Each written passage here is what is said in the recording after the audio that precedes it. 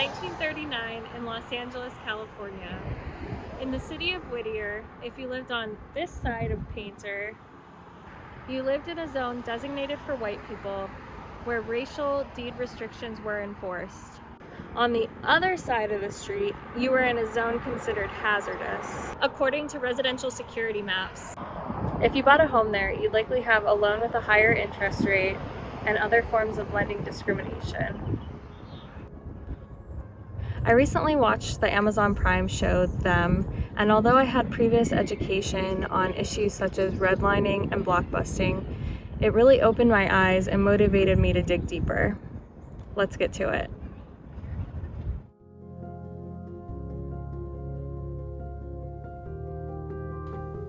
This is the premise according to Amazon. Set in the 1950s, Them centers around a black family who moved from North Carolina to an all-white Los Angeles neighborhood. Their idyllic home becomes ground zero where malevolent forces next door and otherworldly threaten to taunt, ravage, and destroy them.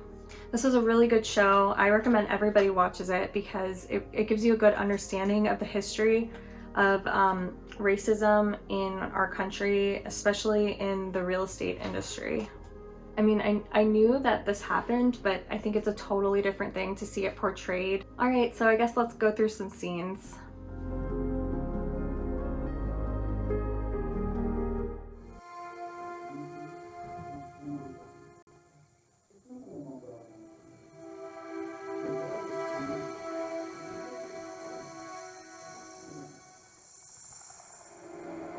Excuse me, but what is this?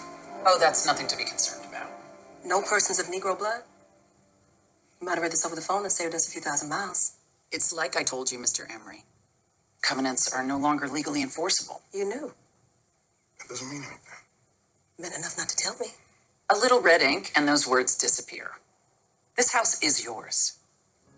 Yeah, so that part is true. In 1948, any racially discriminating covenants in deeds became legally unenforceable. We actually learned about this in my real estate classes that I took before I became a real estate agent. There was actually a lawsuit called Shelley versus Kramer that changed the law. Basically, the Shelley family moved into a home in St. Louis, and their neighbor, who, by the way, lived 10 blocks away, decided to sue because their deed originally stated that no minorities could live in the house, whether they're leasing it or they've bought it. However, it backfired on Kramer because then it became the law that you can no longer enforce any sort of covenant like that. So that's been illegal since 1948. It doesn't mean that you won't see that kind of language in a deed nowadays. You know, it actually exists still in some deeds. It's not enforceable, but they have not gotten rid of all of the language. Unfortunately, I think when you come across this verbiage, I think you're just expected to ignore it, even though it's triggering and awful. I wish that once a property opened escrow, it would just kind of be removed behind the scenes and scrubbed away, and nobody would have to see that verbiage, because personally, I've never come across this in any of my transactions, but it would absolutely kill me to have to say, welcome home, just ignore this racist wording.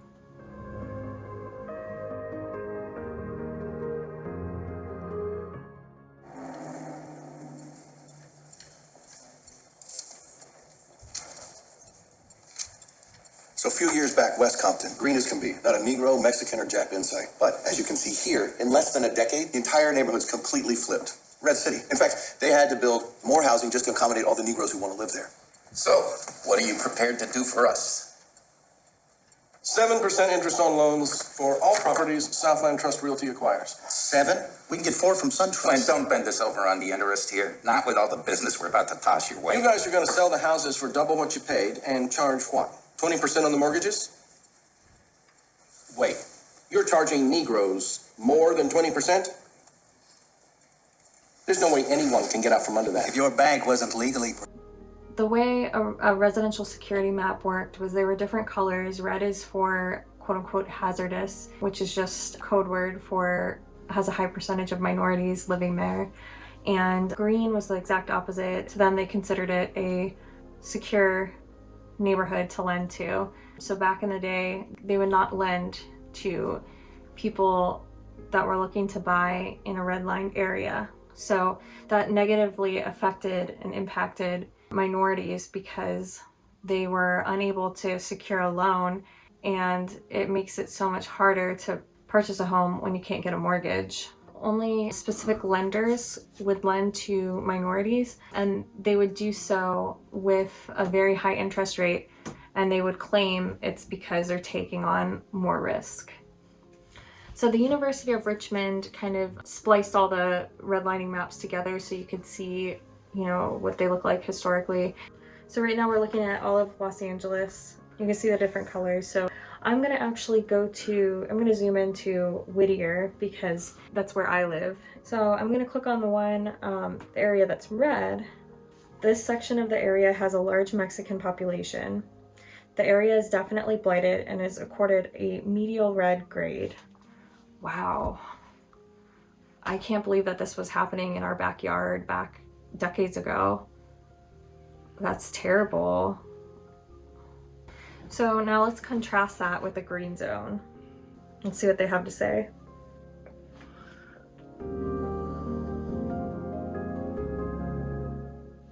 Deed restrictions are adequate and effective.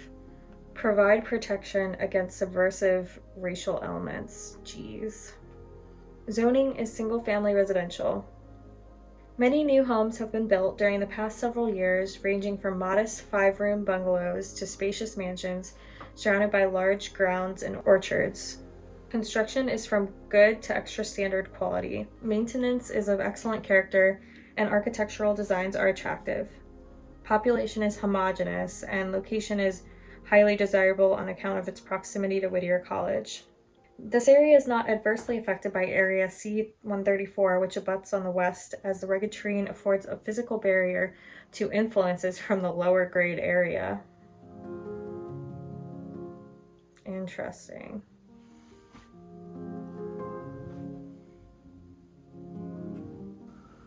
Well, I guess it tells me that was historically, they stated it was homogeneous, which to me seems like it's code word for mostly white. So it mentioned those covenants that we've been talking about that restrict minorities from purchasing or leasing a home in that area.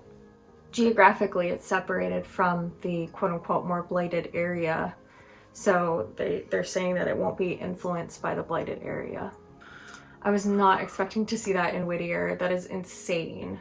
I just can't believe it. I mean, I know that Whittier was founded by Quakers, and Quakers were abolitionists, so I thought that Whittier would have done better. And for some reason, I thought that this was just maybe like an LA City thing, but looking at these redlining maps, it appears to be all across the country.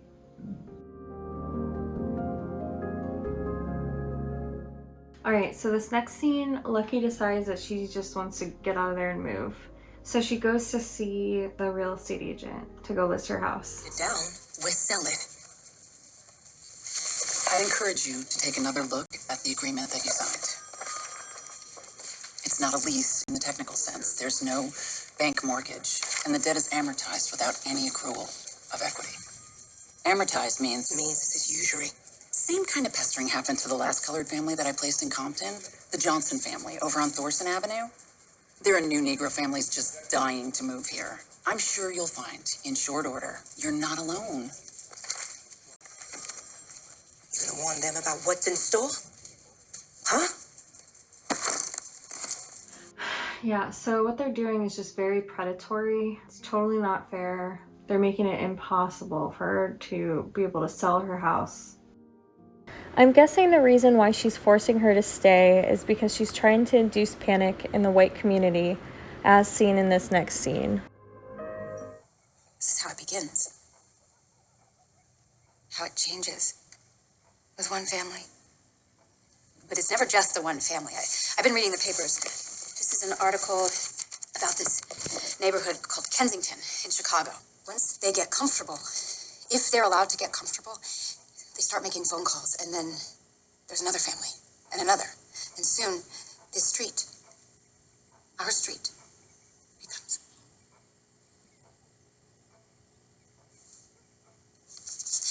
Make sure Dale reads this before he speaks tonight. Ammunition. This process of inducing fear in the white neighbors to get them to sell off in masses is called blockbusting. She put her profits before her ethics, which is totally wrong.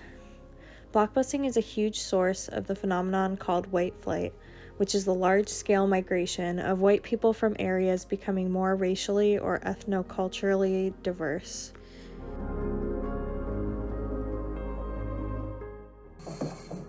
Oh, she found it. You really lucked out. Basements are rare in these parts. That's how I knew something was up. Absolutely no house in LA has a basement. Thank you guys so much for watching. If you're in the real estate industry and you're watching this, I really hope that this video brings awareness to these issues and encourages you to continue doing what is right and just. April is Fair Housing Awareness Month. In spirit of that, I really hope this video helps carry on that awareness for all of us beyond April.